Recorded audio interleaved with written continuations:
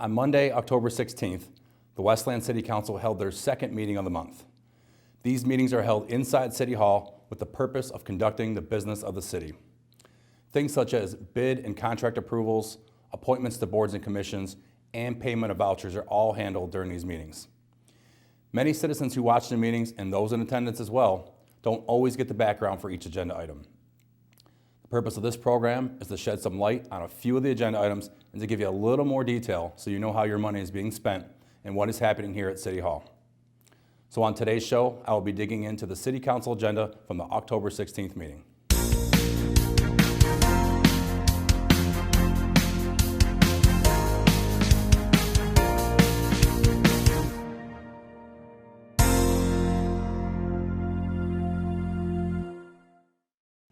Let's dive right into a few items that are near and dear to me.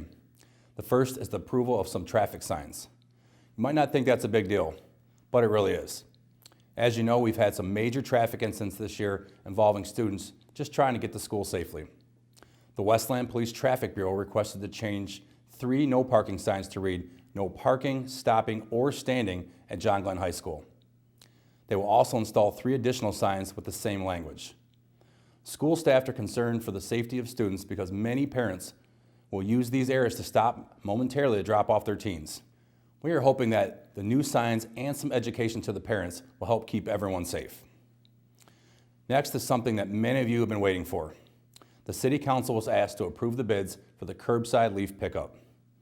My administration put out a request for bids and received bids from Highland Landscaping and Grow Control, which is a Westland business. The city will be divided into 5 sections for this process, with each company taking 2 sections, with the remaining area to be handled in-house by our Department of Public Service. As a reminder, when we sent out a survey back in March to gauge interest in this type of program, the overwhelmingly majority of homeowners, or about 90%, wanted to see this program brought back. This is a 1-year contract, which allows us to reevaluate based on the success of this year. And don't forget, this program will not result in a tax increase. We are using existing funds to provide additional services to the residents. The next item on the consent calendar was the approval of a contract with Brain Media Technology. This is the company that has managed the Learning Lab at the Jefferson Barnes Vitality Center since 2015. The Learning Lab provides an invaluable service to the youth of our city. Their excellent staff of teachers, interns, and mentors provide after-school and summer programs centered on computer technology and tutoring. This 1-year contract will allow the continuity of programs for many students in grades 3 through 12 in the historic Norway neighborhood. Police Chief Kyle Dawley had a request for his department on the consent calendar portion of the agenda for this meeting.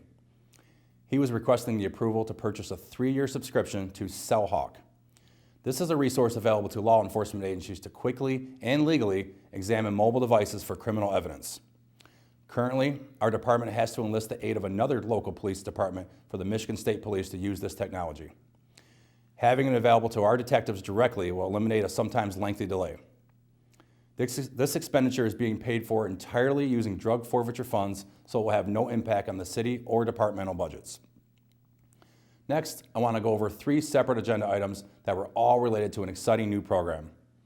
City Clerk Richard LeBlanc had 1 item on the consent calendar and 2 listed under new business regarding voting in the city of Westland.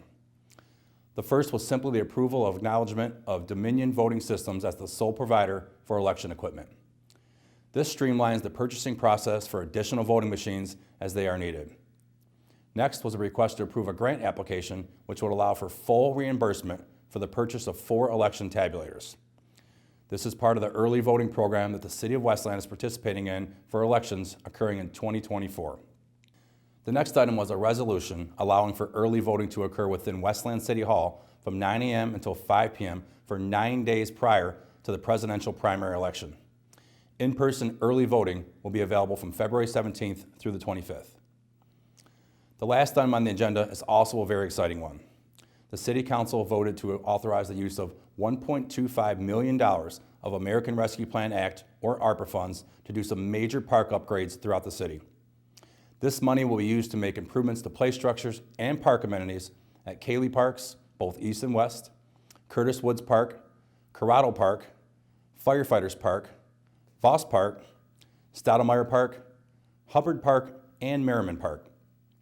Improvements include new play structures, resurfacing or new installations of basketball courts, walking paths and parking lots, a new pavilion, and more. Thank you to Parks and Recreation Director Kyle Mulligan for all of his hard work, and also the City Council for approving the funding for these projects, which will benefit many residents in all sections of Westland. During my comments at the end of the meeting, I took a few minutes to talk about my State of the City address that took place at the Westland Friendship Center. We had over 350 people in attendance to hear about some of the great things happening and what is coming to the great city of Westland. If you weren't able to make it in person, you can view the entire program by going to the link on the homepage of cityofwestland.com. In closing, I want to remind you that all of us here at City Hall work for you, the residents. If you're having a problem with any of your city services, call us. We are here to help. All of our department contact numbers are listed on our website at cityofwestland.com. You can also call my office at 734-467-3200, and we can get you in touch with someone who can make it right. You can also email me directly at mayor@cityofwestland.com. The next City Council meeting is scheduled for Monday, November 6th at 7 p.m. The agenda and support materials will be available for viewing prior to the meeting. You can view them by going to our website. Thank you for joining me today, and I'll be back after that meeting with another edition of After the Gavel. We'll see you then.